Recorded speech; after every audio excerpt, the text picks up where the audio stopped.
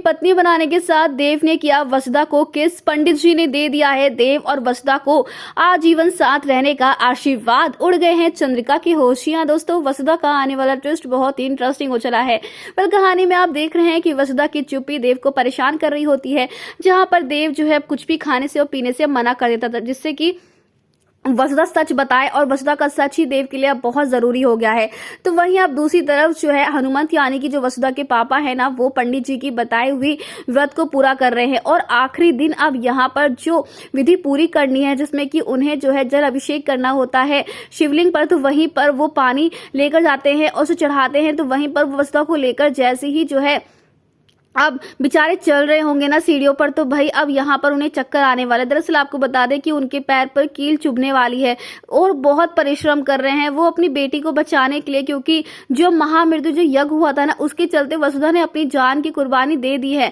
देव और परिवार के लिए वसुधा ने अपनी बलि चढ़ा दी। लेकिन अब यहाँ पर इस व्रत को पूरा करने के लिए अब जो हनुमंत है वो इतनी मेहनत कर रहा है, लेकिन यहाँ पर जब हनुमंत नहीं कर पाएगा तो देव इस आखिरी व्रत को पूरा करेगा और वसुधा को अपनी गोद में उठाकर सीढ़ियों पर चढ़कर ये पूरा करेगा। तो वहीं अब दूसरी तरफ हम आपको बता दें कि जल्दी हनुमंत को ये पता चलने वाला है कि वसुधा और देव एक दूसरे से प्यार करते हैं, जिसके साथ ही अब यहाँ पर ये व्रत तो पूरा होगा। लेकिन अब वहीं दूसरी तरफ जो है हनुमंत अपनी बेटी को ही मार देगा खीर में जहर देकर, और उसके बाद वो खुद ही पागल होने वाला है कि उसने ये क्या पाप कर दिया, अपनी बेटी को मार दिया है।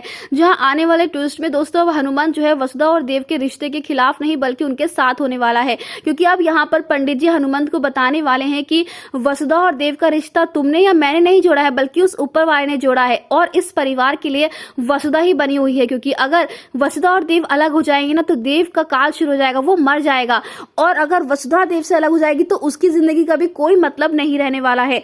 जहां अब अपनी जान पर खेलकर देव जो वसुधा को बचाएगा, तो वहीं अब दूसरी तरफ देव जो वसुधा को किस भी करता हुआ नजर आने वाला है हॉस्पिटल में, क्योंकि अब देव और वसुधा की शादी खुद पंडित जी करवाएंगे।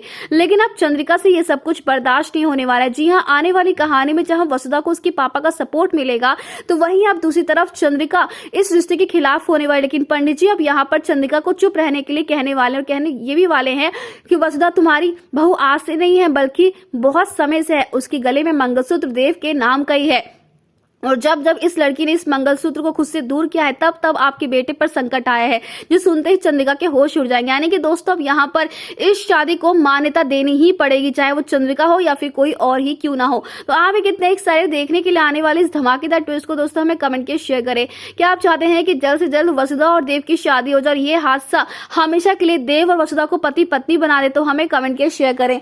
ऐसी टीवी के लेटेस्ट अपडेट्स जानने के लिए चैनल को सब्सक्राइब करना ना भूलें।